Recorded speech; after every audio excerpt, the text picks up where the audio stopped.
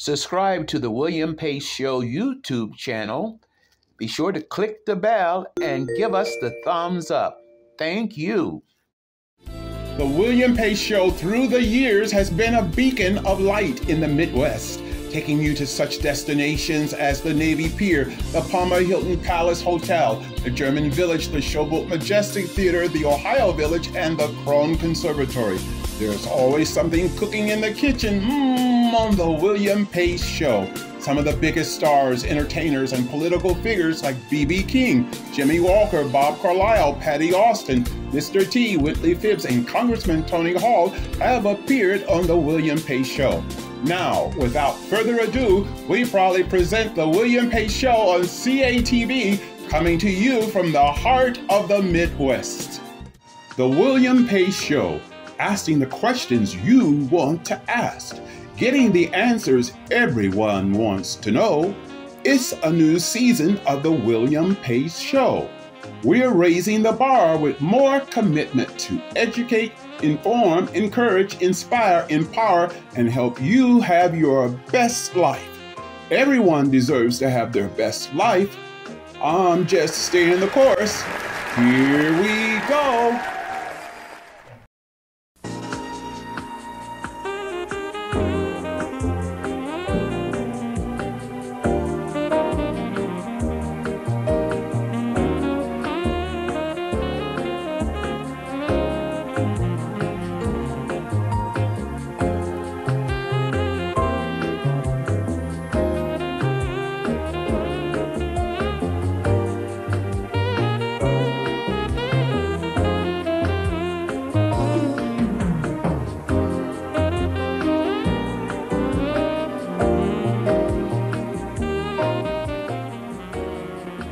Good evening, I'm William Pace. I'm at Memorial Hall, where the Dayton Philharmonic Orchestra is preparing for the gospel concert tomorrow evening at 7 p.m.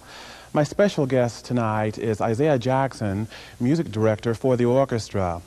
He'll be with me a little later on in the show. As you know, we always start the show out by reading letters from the viewers, and I would like to encourage you to write. I promise I'll write you back. If your letter is chosen to be read on the air, you'll receive a gift from the William Pace Show. To write to us, write to P.O. Box 3644, Dayton, Ohio 45401. That's P.O. Box 3644, Dayton, Ohio 45401. The first letter tonight is from a group of gentlemen by the names of Robert Richards, David Hillard, and Stephen Garish. Dear William, we enjoy watching your program each week and would like to see you in a longer format. The William Pace Show is a credit to our community and a unique blend of entertainment and information. Your show is much too short, Mr. Pace. We look forward to the day when the William Pace Show expands to 1 or maybe even 2 hours every Saturday night. Your fans, Robert Richards, David Hillard, and Stephen Garish. Thank you very much for writing, and we're going to send you gift certificates to Fred Astaire Dance Studio, Rinaldo's Bake Shoppe, and Casa Lupita Restaurant. The next letter is from Bernice Tibbett of Dayton. Dear Mr. Pace, I saw your show last Saturday night. I enjoy it very much. You certainly have a lot of talent, and your guests are great. Thanks a million. Respectfully yours, Bernice Tibbett of Dayton. We're going to send you a gift certificate to Rinaldo's Bake Shoppe. The next letter is from a Tony Palmer of Springfield. Dear Mr. Pace, I watch your show quite often and find it very entertaining. I think your show has a very interesting concept in its diversity of subjects.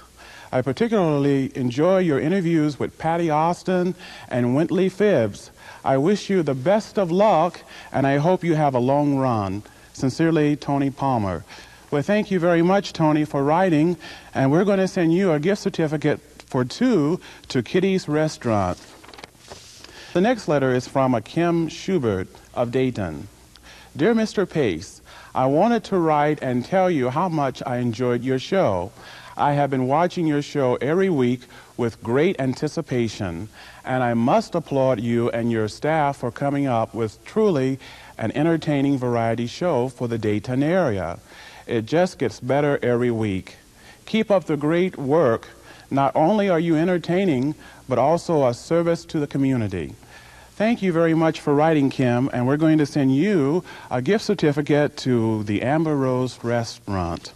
We have two new advertisers tonight. They are Tom Harrigan Chrysler Plymouth and Jeep Eagle and Wells Shell Full Service Gas Station. We thank you for your support of our show, and I would like to encourage all of the viewers to patronize my sponsors and advertisers. Without their loyal support, we just couldn't exist. Coming up, we're going to talk to Maestro Isaiah Jackson. We'll be back in a moment. Stay with us. The William Pace Show through the years has been a beacon of light in the Midwest, taking you to such destinations as the Navy Pier, the Palmer Hilton Palace Hotel, the German Village, the Showboat Majestic Theatre, the Ohio Village, and the Krohn Conservatory. There's always something cooking in the kitchen on the William Pace Show. Some of the biggest stars, entertainers, and political figures like B.B. King, Jimmy Walker, Bob Carlisle, Patti Austin, Mr. T, Whitley Phibbs, and Congressman Tony Hall have appeared on the William Pace Show. Now, without further ado, we proudly present the William Pace Show on CATV, coming to you from the heart of the Midwest. Subscribe to the William Pace Show YouTube channel. Be sure to click the bell and give us the thumbs up. Thank you. Our special guest tonight is Dayton Philharmonic Orchestra conductor Isaiah Jackson. How are you? I'm well, thank you. Last time we talked, you were en route to Berlin, I believe, at Christmas time, and you conducted a concert there. How did that go for you? It went very well. We did a New Year's Eve concert at the Philharmonic, which is the big hall in Berlin, with the Berlin Symphony. And we gave it twice. We gave it once on the 30th and once on the 31st. And New Year's Eve is a big deal in Berlin. Everybody gets all dressed up. And then at midnight they release incredible amounts of fireworks. And of course Berlin is now especially happy because Germany is reunited as a country and Berlin is reunited as a city. And so people are with their families once more. And it was a happy time to be there. Sold out? The concert, yes, both concerts were sold out. And we've recorded it for Kochschwan. And we'll be releasing it we did our recordings in March and April for Kochschwan. The ones in December were for Aurophone, and we'll be releasing those later in the year. When I was here last, we talked about you being nominated or voted as a Virginia hero. Oh, or made a Virginia hero. Now, I want to hear more about that. Do you have to go there often to do certain duties or something, or is it just an honor that you... This was a program designed to help some of the young people in Virginia, the elementary, the junior high school students, just see who in Virginia has made something of themselves. And it was specifically built around the young people in Richmond. So there were, it was, I would say, more than 50% black. And they reflected this in the heroes as well. More than 50% of the heroes were black. Heroes and heroines. It was very nice. They had women and men. And it was a nice mix of people who had international reputation, people who had national, and then people who just did very well what they did in town. And we talked with the kids both in plenary session, a large group, and also in small groups. We broke down and met with several small groups of kids. And it got nice press, and we had good attendance. What was it like to receive that honor? It's always nice to be recognized in your hometown. Oh, yeah. And so it's extra special when it comes from Richmond, because Richmond is where I was born and brought up. And it's very special for my family also, because those of them who are still there, it's just very gratifying for them to see the work that I do be recognized. Growing up as a child, did you have any idea that you would be into music, that you would be conducting orchestras and working with musicians and traveling all across the country? Not really, not really. I just knew I loved music. I loved it more than anything I knew, and it drew me. It drew me very strongly. Was there always music in your home? There was always music in my life. I started piano when I was 4, and so I don't really remember a time when the music wasn't there. And I really did enjoy playing the piano. In fact, if they wanted to punish me, they would tell me I couldn't practice. Oh, really? Yes, I couldn't practice. If I displeased my parents, and they would say, you can't play the piano. So they didn't have any problem with you practicing? It was the reverse problem. I practiced too much. They also said, that's enough piano for today. Why don't you go outside and play with the other kids? I'm trying to remember back to my teenage days. I'd be singing my classical songs, my operatic arias, and I was thought of as strange, as, you know, a black person, you know, in the neighborhood I lived in. It was all black, and I was thought of as strange, for everybody else was listening to the Four Tops and the Temptations, and there I was singing, you know, Caro Mio Ben and all the Italian songs and so forth. Did you ever feel alienated or from your neighbors, friends, or something like that? Well, by the mid-50s, those of us who were interested in classical music were definitely outside of the mainstream. But, but I think there was still a strong classical subculture interested among blacks. There were always people who studied classical music. And when you think about it, that required great courage when the field was absolutely closed. I mean, when you think about William Grant Still and the composers of the 40s, when you think about Dean Dixon and Marian Anderson, they were devoted to classical music, and they were sort of the peak of the pyramid. But below them, in terms of stature and perhaps ability, also were thousands of people who did it because they loved it. And after all, the further back you get into the early years of the century, the closer classical music and popular music were. And so by the time you get to the early decades of the century, if you wanted to sing, you took voice lessons. If you wanted to play an instrument, you played the piano. And I think classical and popular music were much closer. And when you get back again to the early years of the century, you find that the people who played jazz, the people who sang in the musicals in the early decades of the century, were classically trained artists. And so there have always been black classical music, black classical musicians. But by the time we were kids, there weren't as many of them as there used to be. And there probably weren't as many whites in classical music as well. I think Oh, really? it was probably beginning to decline all around. More with Isaiah Jackson when we return. Stay with us. The William Pace Show through the years has been a beacon of light in the Midwest, taking you to such destinations as the Navy Pier, the Palmer Hilton Palace Hotel, the German Village, the Showboat Majestic Theatre, the Ohio Village, and the Krohn Conservatory. There's always something cooking in the kitchen on the William Pace Show. Some of the biggest stars, entertainers, and political figures like B.B. King, Jimmy Walker, Bob Carlisle, Patti Austin, Mr. T, Whitley Phibbs, and Congressman Tony Hall have appeared on the William Pace Show. Now, without further ado, we proudly present the William Pace Show on CATV, coming to you from the heart of the Midwest. Subscribe to the William Pace Show YouTube channel. Be sure to click the bell and give us the thumbs up. Thank you. I believe this is your 5th year on the podium as conductor for the Dayton Philharmonic Orchestra. What do you have planned in the future for the orchestra? Next season. Next season we're very excited. Is that a secret, or is it? No. It's been announced. Announced. Okay. Yes, we are having our 2nd year of Paris and Vienna.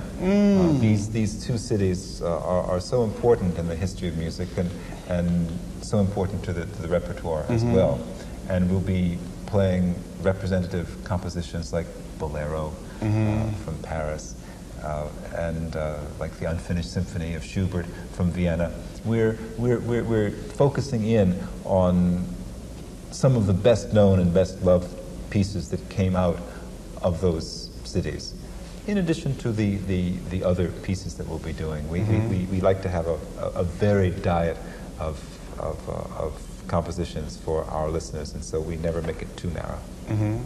I like to talk some now. I know this is subject's very dear to your heart. I want to talk something about the gospel choir. I understand you have a big gospel concert coming up, I believe, May the 3rd. Indeed. And this is I believe the third season. This is the third one. Third season. So what's going to be different this year as compared to the last two? Well, the thing that will be very different about this year's is that the choir will sing on both halves of the program. And we're very pleased about that. We started with half the choir singing on half of the program, and now they will be singing on both halves. So they'll be doing more pieces. The choir is doing very well this year. It started out much larger and much more secure than it has in years past. Well, they've worked together. They've worked with Alvin Paris before. They've worked with me before, and they have some experiences. And so it's starting very well. How many members are in the choir? I think we'll have about 200. Wow. Yeah. I want to talk now just a little bit about your family. I understand you recently moved your family here to Dayton, and you have 3 children. I think 1 son and 2 daughters. That's correct. And I believe there's Benjamin, and the 2 girls' names are? Catherine and Caroline. Okay, Benjamin is the oldest. That's correct. Right. And are they all musicians? Yeah, they are. Okay, no. What does Benjamin play? Benjamin plays violin and piano and drums. He wanted very much to play drums, and he bugged us for a whole year about the drums, and so finally we said, okay, Ben, if you get really good grades this spring, we'll start you on drums in the fall. And of course he did, and so we did. And then the other 2 play? They've all studied piano, and they're all currently studying their string instruments. So Ben is studying violin, Catherine is studying cello, and Caroline is studying violin. And your wife is also a musician too. She's an organist. Now, how did you 2 meet? Oh, it's a wonderful story. Wonderful story. Let's hear it. She had found me an apartment when I moved to Rochester in 1973. The manager of the orchestra offered to find me an apartment and immediately delegated it to her, because she was a single woman, and he figured she knew where all the young people like to live. So she found me a wonderful apartment. And at the opening concert for the first season, my first season in Rochester, I wasn't conducting, and I hadn't met her. And so we had a little drama, because Nathan Milstein was our soloist that night, and he had canceled. And actually, one of my ex-concertmasters from the New York Youth Symphony was stepping in for him, playing the Brahms Concerto on 36 hours' notice. So it was high drama that night in Rochester. And the Star Spangled Banner was playing, to start the season with that. And I rushed up to the manager's box because everything seemed to be in order. And there was Helen sitting beside him. And so we were introduced during the Star Spangled Banner, and then she said, my date is late, the seat is free, would you like to have a seat? So that was how we met. Was it love at first sight? Was it fireworks, symphony? No, it was a gradual, unending crescendo.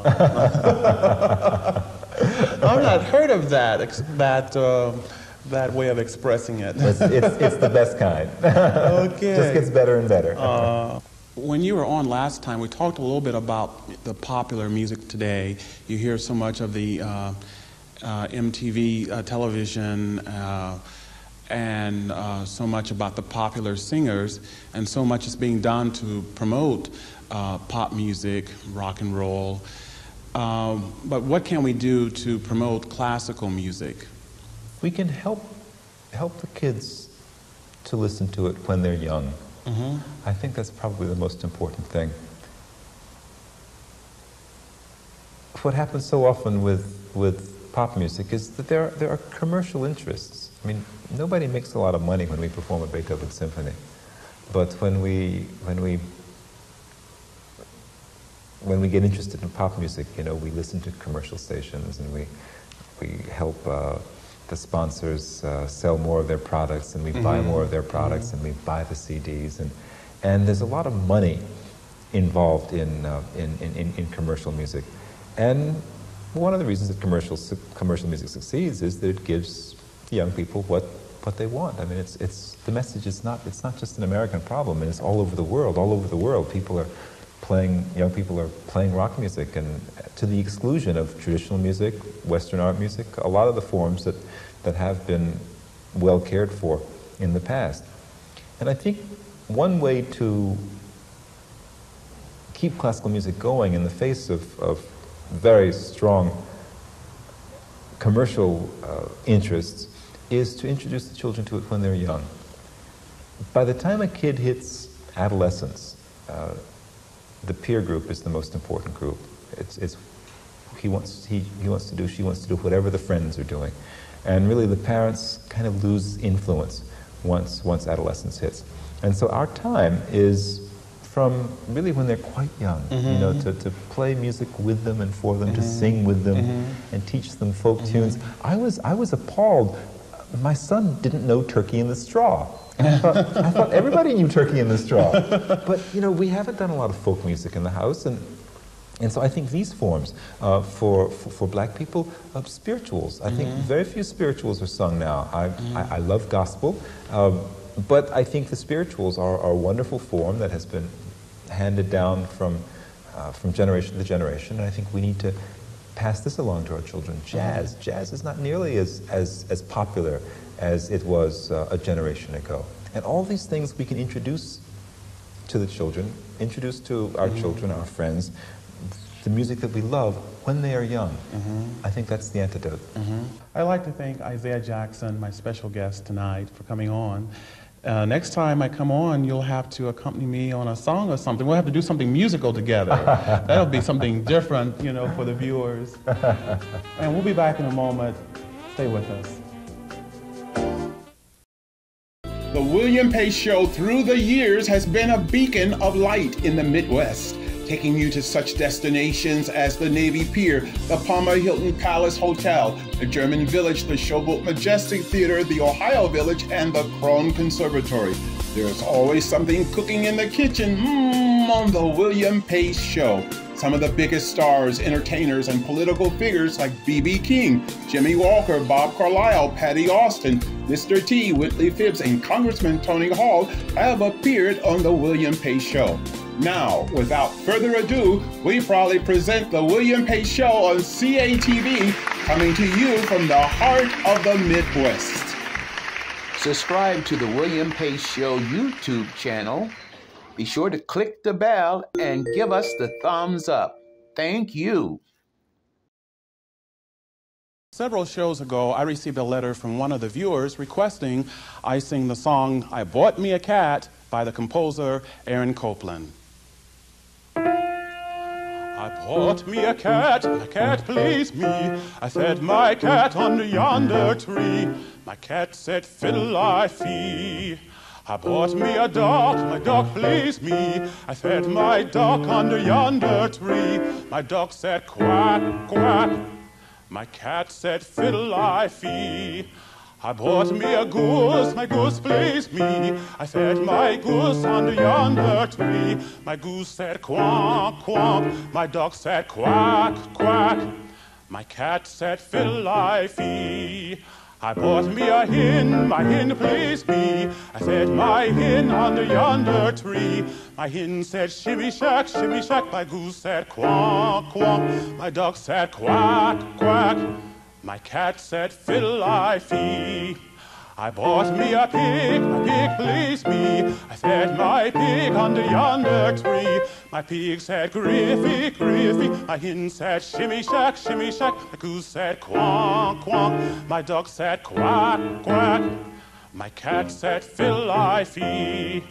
I bought me a cow pleased me. Fed my cow under yonder tree. My cow said, baa, baa. My pig said, griffy, griffy. My hen said, shimmy shack, shimmy shack. My goose said, quack, quack. My dog said, quack, quack. My cat said, fiddle-I-fee. I bought me a horse pleased me, fed my horse under yonder tree. My horse said, neigh, neigh, my cow said, baa, baa. My pig said, griffy, griffy, my hen said, shimmy, shack, my goose said, quonk, quonk, my dog said, quack, quack, my cat said, fill-I-fee. I bought me a wife pleased me, fed my wife under yonder tree. My wife said, honey, honey, my horse said, neigh, neigh, my cow said, baa, baa, my pig said, griffy, griffy, my hen said, shimmy, shack, my goose said, quonk, quonk, my dog said, quack, quack, my cat said, fill-I-fee. If you have a favorite song that you would like for me to sing, please write and let me know, and I'll sing it on one of my future shows. And we'll be back in a moment with some closing comments. Stay with us. The William Pace Show through the years has been a beacon of light in the Midwest, taking you to such destinations as the Navy Pier, the Palmer Hilton Palace Hotel, the German Village, the Showboat Majestic Theatre, the Ohio Village, and the Krohn Conservatory. There's always something cooking in the kitchen on the William Pace Show. Some of the biggest stars, entertainers, and political figures like B.B. King, Jimmy Walker, Bob Carlisle, Patti Austin, Mr. T, Whitley Phibbs, and Congressman Tony Hall have appeared on the William Pace Show. Now, without further ado, we proudly present the William Pace Show on CATV, coming to you from the heart of the Midwest. Subscribe to the William Pace Show YouTube channel. Be sure to click the bell and give us the thumbs up. Thank you. I would like to encourage you to come and hear the gospel concert given by the Dayton Philharmonic Orchestra tomorrow night at 7 p.m. and support our music director, Isaiah Jackson. On my next Saturday night show, my special guest will be Miss Patti Austin. She'll be talking about her new album, Carry On. We'll go to the Amber Rose restaurant and talk to the owners, Eleanor Sluza and Judy Petrakis. And we'll hear that new musical group, Mystical Presence, that I discovered in Richmond, Indiana. That's all coming up next Saturday night on the William Pace Show, right after WWF Wrestling, right here on WDTN Channel 2. Gotta go. See you next Saturday night. Take care. Bye-bye.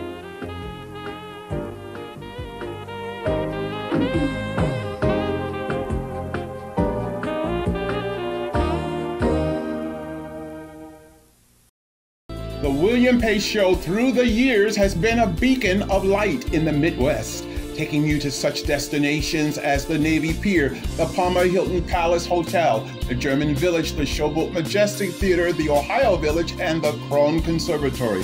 There's always something cooking in the kitchen on the William Pace Show. Some of the biggest stars, entertainers, and political figures like B.B. King, Jimmy Walker, Bob Carlisle, Patti Austin, Mr. T, Whitley Phibbs, and Congressman Tony Hall have appeared on the William Pace Show.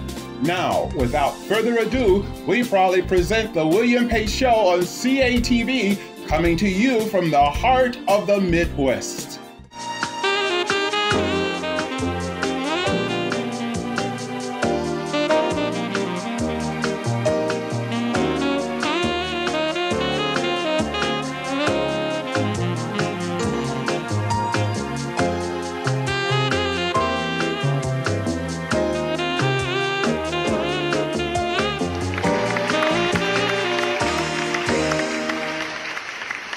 Subscribe to the William Pace Show YouTube channel. Be sure to click the bell and give us the thumbs up. Thank you.